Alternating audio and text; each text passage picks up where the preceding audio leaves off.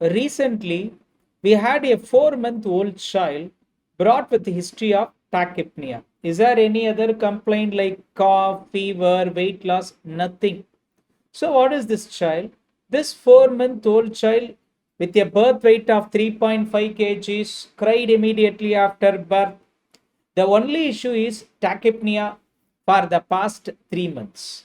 And the present weight is 6.5 kilograms. There is no fever, no contact, no cough, no loss of appetite, and the child is on absolute exclusive breastfeeding. So, what is this case? I have a 4-month-old tachypnic young infant. Could it be due to lymphoma? Or could it be due to neuroblastoma in such an young age? Could it be due to tuberculosis in a country like India? Or it can be due to simple thymic hyperplasia or a mediastinal tumor such as germ cell tumor. So, what is this case actually? So, what are all the investigations you are planning to do? What are all the investigations? One, can it be cystic fibrosis? So, what you see in this X ray, a little bit of mediastinal widening along with the middle lobe patch. So, can it be cystic fibrosis with the tachypnea? Usually, we rely on electrolytes. A tachypnea, if you think in terms of cystic fibrosis, you will happen to see in some cases at least hyponatremia, hypochloremia, hypokalemia, metabolic alkalosis, oily stools. There were no such complaints in this case. Electrolytes are absolutely fine. I don't say cystic fibrosis is ruled out. With this electrolytic disturbances, cystic fibrosis is unlikely. 2. Can it be SCID, severe combined immunodeficiency? Severe combined immunodeficiency means what? You will have narrow thymus, as a result of which you will have narrow base of the heart. But here mediastinal widening is there, unlikely be due to severe combined immunodeficiency, but and the absolute lymphocyte count in a case of SCID will be less than 3000 in children less than 1 year. Here it is absolutely fine. Next, can it be TB? No fever, no cough, no weight loss, nothing. Appetite is good. In fact, there is a weight gain of around 3 kgs. No contact. Can it be TB? Unlikely. And we did GLCB, not turned out to be negative. Next, can it be lymphoma? For lymphoma, we need to do an LDH and serum uric acid. We did turned out to be normal because there is a massive mediastinal widening in this case. Can it be a germ cell tumor? Could be. So we did an alpha fetoprotein and an HCG, turned out to be normal. So what we need to do in this case, I really don't know.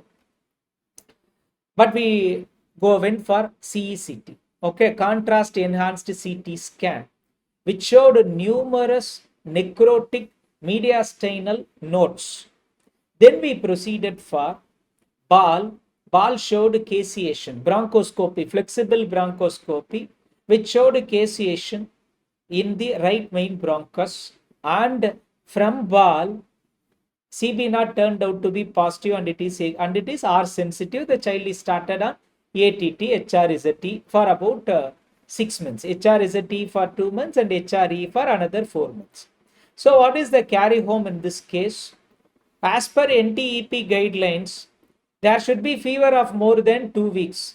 I don't have fever in this case.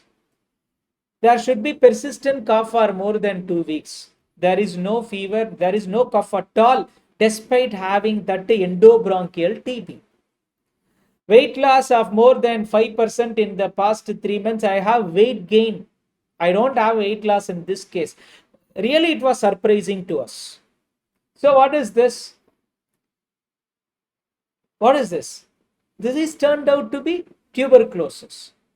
There is no clear-cut definition. That it doesn't fit into the definition of NTEP guidelines. So, this is There is no fever, no cough, no weight loss, but turned out to be a mediastinal adenopathy, hilar adenopathy, necrotic nodes. FOB revealed a caseation endobronchial TB, and it is turned out to be a microbiologically confirmed TB. What is the carry home in this case? What is the carry home in this case? The carry home in this case is very simple. Whenever you have a persistent lung infiltrates, even in the absence of constitutional symptoms like a fever, weight loss, appetite loss, still it could be TB in an endemic country like India. If flexible bronchoscopy is available in your center, yes, proceed for flexible bronchoscopy. Look into the extraluminal compression, look into the endobronchial caseation, or you can take a ball sampling from the respective area to look for ball CB0. But if FOB is not available, what you need to do? Please do not hesitate to take a contrast enhanced CT in unexplained lung infiltrates. Okay.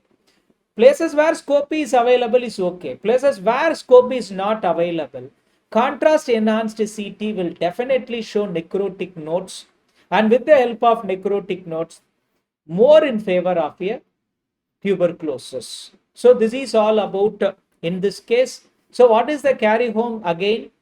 Persistent lung infiltrates, even in the absence of constitutional symptoms, even in the absence of weight loss, still can be TB in a country like India. Thank you.